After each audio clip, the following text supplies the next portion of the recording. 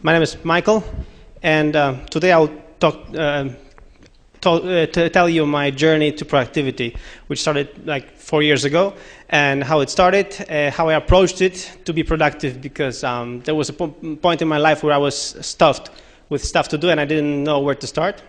It looked basically like this. And then I realized I need something to capture this productivity. What is this productivity thing for me, and how should I get stuff done? And today, I want to show you a journey how it all came up.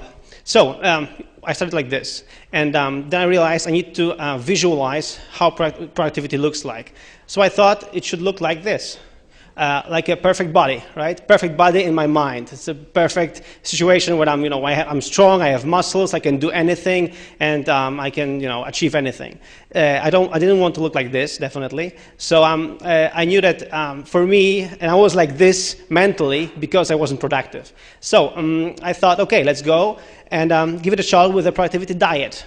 And because diet is a good thing to lose weight, and then again, if you lose weight, it's cool, but you have to gain muscles as well. So, first of all, you should eat less. And eat less, I mean eat less information, eat less email, eat less Twitter, eat less stuff, first of all. And second of all, you should do more exercise. And exercise, I mean mental exercise, like reading and studying. And if you're catching up with everything, with email, with Twitter, whatever, you're not reading at all. You're not exercising your muscles. So, and any person who's helping you with the physical diet is telling you the same thing. You should eat less, exercise more, and of course, you shouldn't do any drastic measures. So if you're saying, I need to lose weight, so I'm not going to eat for a week, well, definitely you will lose some, few grams, but then again, after a week, you will feel really bad.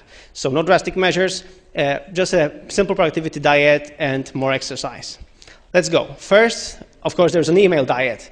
So I wanted to have a badge like this, an inbox 0 badge, that my inbox is 0 and I'm so cool. And being a nerd, being a geek, it was something I was striving for. And how to achieve email diet? So first of all, I didn't want to do anything like this, like email bankruptcy. Some people told me it was a good thing. They just deleted everything they had. All the emails, let's start new.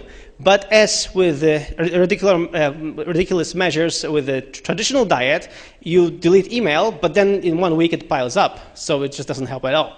So what do you do?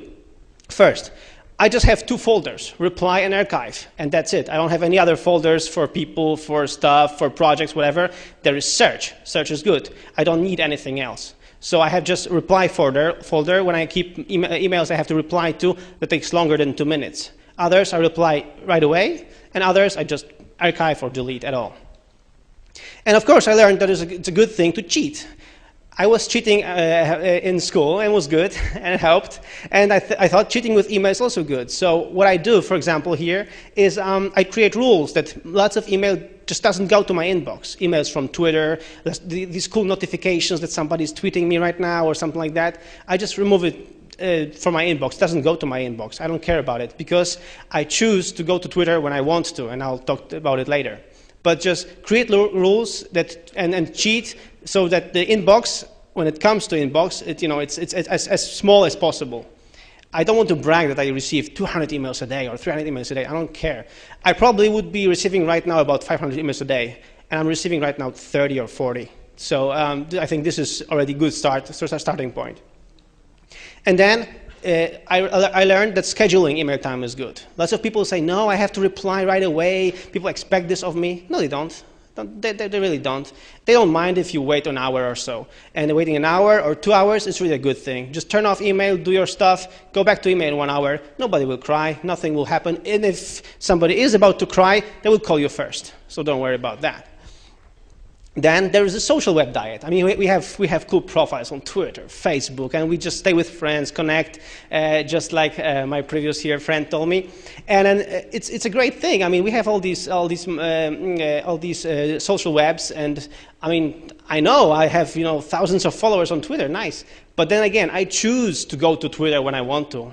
And the problem is we have these cool apps that help us go to Twitter and Facebook and whatever. So I just, don't launch them when I don't need to. And when I do need to go to Twitter, I launch the Twitter app, do something on Twitter, and get back to my work.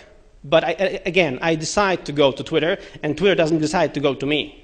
And that's the kind of difference. But it's really hard because Twitter is cool. And then again, there's interruption diet. An interruption diet means I had to learn not to be interrupted, but also not to interrupt other people. So it goes both ways. So first of all, meetings are toxic. Okay, so I hate meetings, but I like meetings for the social stuff. I mean, I can meet with nice people and everything. So when I'm in a mood for meeting, nice. But if meeting is not bringing anything substantial to the work, I just email people and say what I think about the subject, and that's it. Why meetings? So try to avoid them as much as possible. And if you want to do meetings, cool. But if you don't want to and you don't need to, try not to. It really helped. And then to email or to phone. Many people think, okay, I'll just call the guy and I'll know right away. Cool. But when you do, you're just right now interrupting them in their work. So if nothing is urgent, and if you don't have to do something right now or know something right now, email these guys. If he doesn't reply in 2 or 3 hours, okay, call them if you really need the answer. But try not to interrupt other people. And I'm trying to learn this also by turning off the instant messaging applications like Skype and everything. Because, again, people can call me through there as well. And then there's news. News is cool. And I don't read news in the morning, because if you do read news in the morning, you think about the news, not the stuff that you have to do. So I try not to read the news. And for example, this helped me a lot with some really important news. When there was some really important news and I wasn't paying attention, somebody called me and told me. So it wasn't like I missed on this. I didn't miss on this. So I'm trying not to read the news. I'm reading news actually afternoon, because then I have already done some stuff and I can actually relax and see what's happening in the world. But this is what will help me a lot as well. And the magazines, I love magazines. They are shiny, colorful, have very nice pictures and everything. So what I do with the magazine, and if I buy a magazine, I just take my scissors and cut the articles that I really like, and the rest throw away.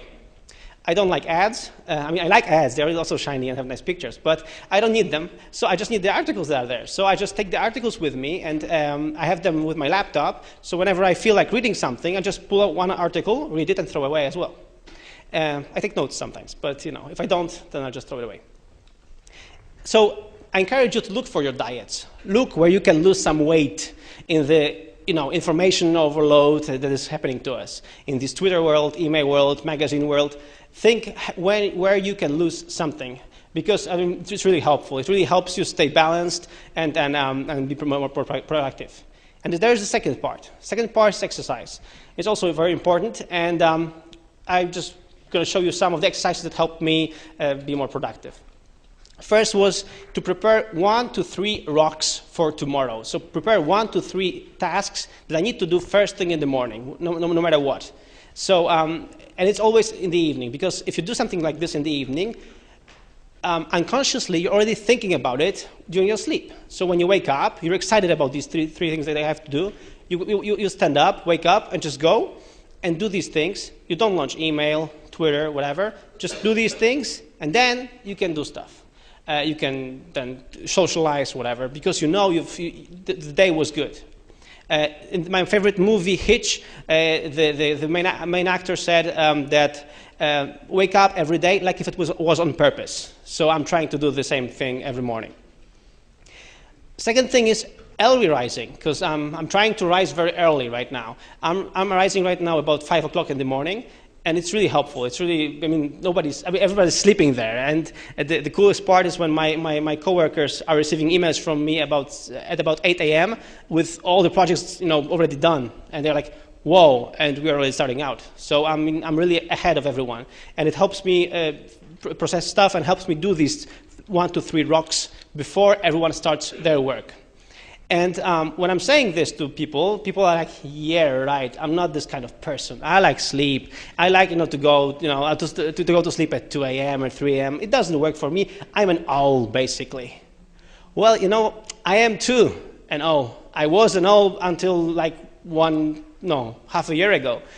But then I realized if lots of people can do it, I can do it too. And, it works. It works. It's not like I'm designed to rise early. I'm struggling with this every day, but I like it because I like the outcome, what happens there when I do rise in the morning and do this stuff.